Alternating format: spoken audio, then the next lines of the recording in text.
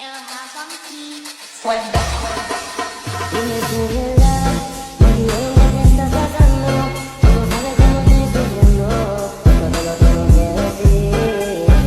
Cuéntame, tu despedida para mí fue dura. ¿Será que te llevo a la luna? Y yo no supe hacerlo así. Te estaba buscando por la calle gritando, eso me está matando. Oh no, te estaba buscando por la calle gritando como un loco tomando. Es que yo sin ti y tú sin mí, dime qué puedes hacer y eso no me gusta, eso no me gusta.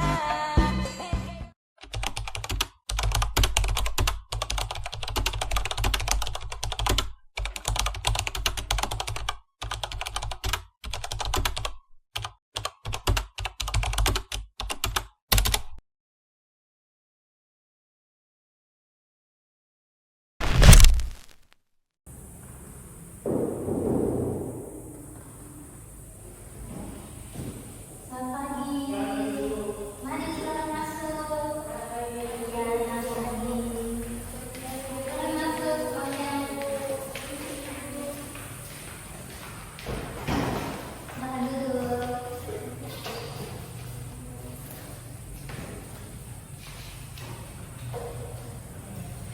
Bagaimana semuanya, posisi duduknya sudah nyaman? Sudah, Ibu. Kalau begitu, sebelumnya Ibu mengucapkan terima kasih karena kalian semua sudah meluangkan waktu untuk datang pada pembelajaran Ibu hari ini. Terima kasih ya semuanya. Sebelum itu, minta kesediaan satu orang untuk membawa kita dalam doa.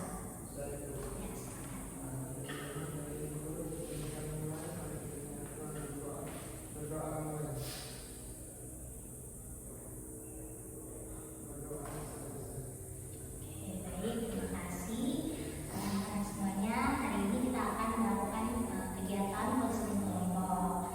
Tapi sebelum itu, apakah kalian semua sudah saling mengenal? Belum. Dengan Ibu, bagaimana, sudah kenal atau belum? Ada yang sudah, ada yang belum. Oke, nanti itu lebih baik kita perkenalan dulu ya, supaya kita bisa saling mengenal gitu. Jadi nanti perkenalannya dimulai dari Ibu, kemudian selanjutnya dari Kakak Yanti sampai kanan Ibu, sampai dengan Kakak Yanti sampai ke Ibu. Oke, kita mulai ya.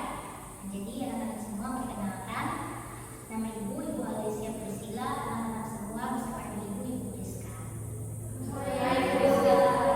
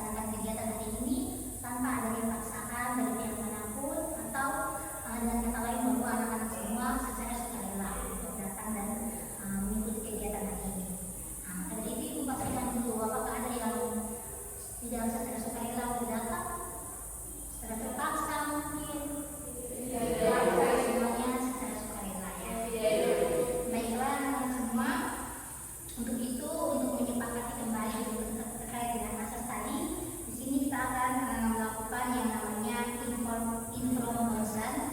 Jadi ini merupakan kayak perjanjian gitu, perjanjian terkait dengan asas yang sudah kita sepakati tadi.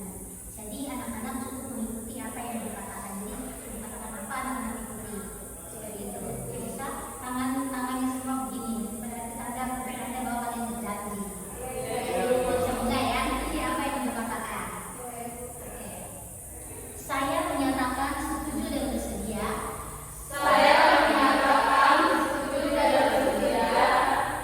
Untuk mengikuti proses konseling kelompok.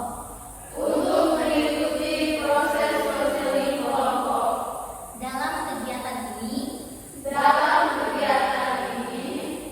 saya menyadari, memahami dan menerima bahwa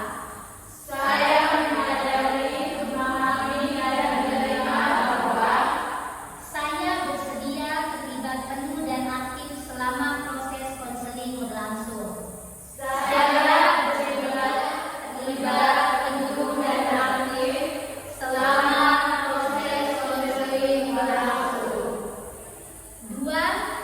Dua, saya akan memberikan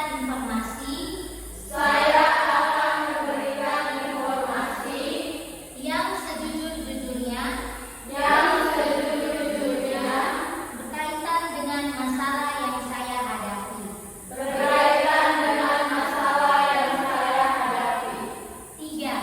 Tiga, segala sesuatu yang kita bicarakan hari ini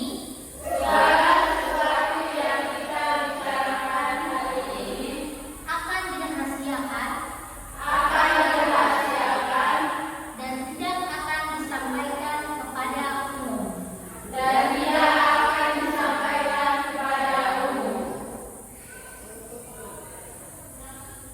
Saya tidak ada paksaan dari pihak manapun, sehingga saya bersedia untuk mengikuti kegiatan konseling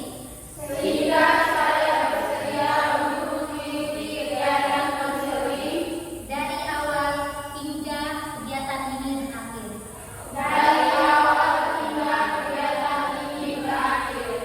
Tangannya boleh turunkan. Oke, baik. Tadi kita sudah menyepakati bersama. Nah, selanjutnya karena kegiatan kita ini satu hari pertemuan, sebelumnya kita sepakati dulu kita mau menggunakan waktunya berapa menit? 25 menit atau berapa menit? 45 menit. Oke, baik. Jadi selama 45 menit ke depan kita akan melakukan konseling kelompok dengan topik yang tadi sudah dijelaskan tentang bagaimana menghadapi atau mengatasi perasaan takut ditolak pada saat anak-anak semua berteman. Nah, tapi sebelumnya kita harus membuat peraturan dulu supaya kegiatan kita hari ini itu bisa berjalan sesuai dengan peraturan dan juga bisa berjalan sesuai dengan etika yang ada. Baik, peraturannya yang pertama, membuat peraturan yang pertama bahwa ketika ada teman yang sedang menyampaikan pendapatnya atau menceritakan permasalahannya, mohon untuk kita semua diam dan mendengarkan dengan baik. Yang kedua, ketika ada yang berbicara tidak boleh memotong. Dan yang ketiga, kalau anak-anak semua mau berbicara, mohon untuk angkat tangan dulu, setelah itu silakan baru mulai berbicara. Oke, sampai di sini bisa disepakati terkait dengan waktu dan aturan kita. Kalau begitu, sebelumnya supaya kalian lebih semangat lagi, lebih fokus lagi, kita akan bermain satu permainan dulu sebelum kita masuk ke tahap inti. Semuanya silakan berdiri.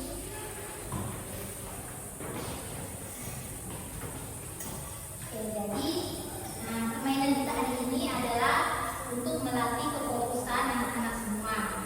Jadi kalau ibu memberikan instruksi botak, anak-anak semua menunjukkan kepala. Kalau ibu bilang batuk, berarti anak-anak semua tutup mulut. Kalau ibu bilang batik, anak-anak semua pegang baju masing-masing. Bisa? Kita langsung mulai atau kita coba dulu? Langsung saja.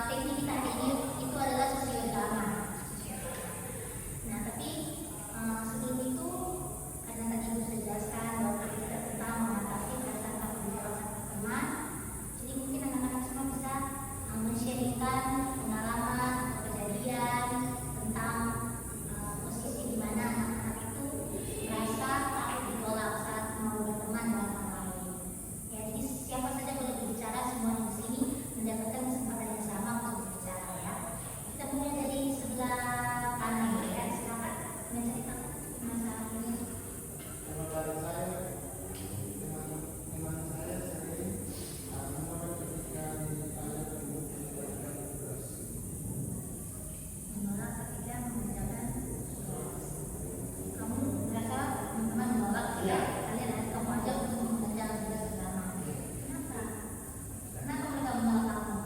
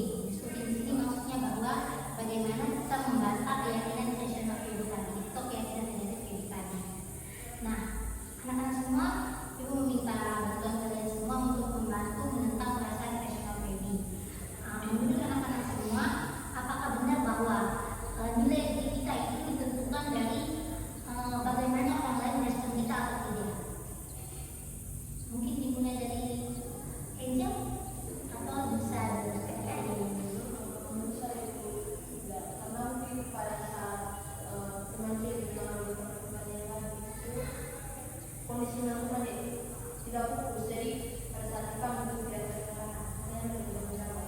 Ya, mungkin karena teman-temannya itu udah fokus kayak gitu, mereka ada melakukan aktivitas lain, jadi waktu saya dipanggil mereka tidak menjawab. Selanjutnya Kalau saya itu mungkin seperti teman saya bahwa mungkin mereka sedang fokus dengan hal lain sehingga dalam seperti hal itu. ya, selanjutnya oke, bisa dilanjutkan lagi, ada yang bisa. Anis, Putri silakan.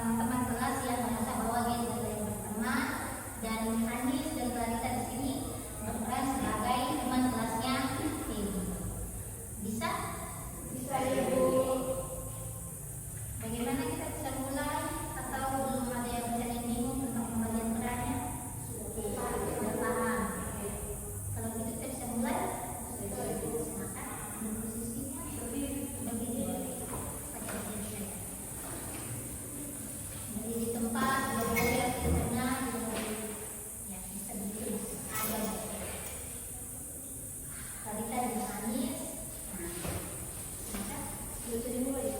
Bisa. Kalau kalian sudah siap, ya bisa dimulai. Sudah siap semuanya?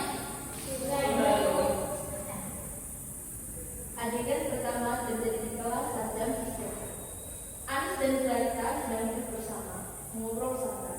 Mereka terlihat akrab dan menikmati percakapan. Di sisi lain ruangan, Feby memperhatikan mereka dari jauh. Ia ingin mendekat, tapi wajahnya tampak ragu. Inilah saat di mana pikiran irasional mulai muncul dan mempengaruhi perilaku Feby.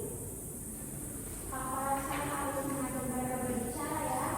Tetapi kayaknya mereka tidak membutuhkan saya. Feby mulai melangkah mendekat, namun tubuhnya terlihat tegang. Setiap langkah yang ia ambil dihentikan oleh keraguan dan rasa rendah diri. Mereka pasti terganggu. Namun mereka pasti terganggu kalau mereka tidak mau saya datang. Berarti mereka tidak suka saya. Mending saya balik saja. Dengan pikiran irasional bahwa dirinya tidak pantas berteman, Feby memutuskan mundur sebelum sempat mencoba. Tadi bukannya Feby mau ke sini deh. Iya, tapi dia langsung balik lagi. Kayaknya dia ragu. Anis dan Clarita sama sekali tidak menolak Feby. Justru mereka penasaran kenapa Feby pergi. Ini menunjukkan bahwa ketakutan Feby berasal dari pikirannya sendiri, bukan dari kenyataan. Adegan kedua bukan interaksi antar tokoh, melainkan momen refleksi. Konselor mengajak Feby mempertanyakan kebenaran dari pikirannya. Adegan ini menggambarkan proses D dalam RID, diskusi, yaitu menantang keyakinan irasional. Baik, jadi dari adegan tadi, apakah benar bahwa ketika seseorang yang tidak merespon kamu, itu berarti kamu tidak pantas untuk mereka? Tidak selalu mungkin mereka sedang sibuk atau tidak mendengar saya mendengar. Jadi Feby, yang sebenarnya itu pikiran kamu itu sebenarnya benar, ya.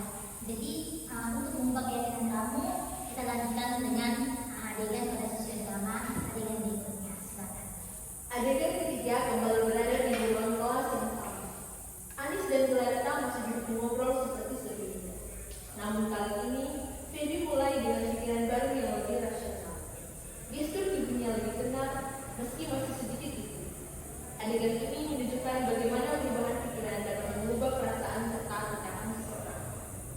Oke, aku harus coba. Kalau mereka sibuk bukan berarti mereka tidak mau berteman dengan saya.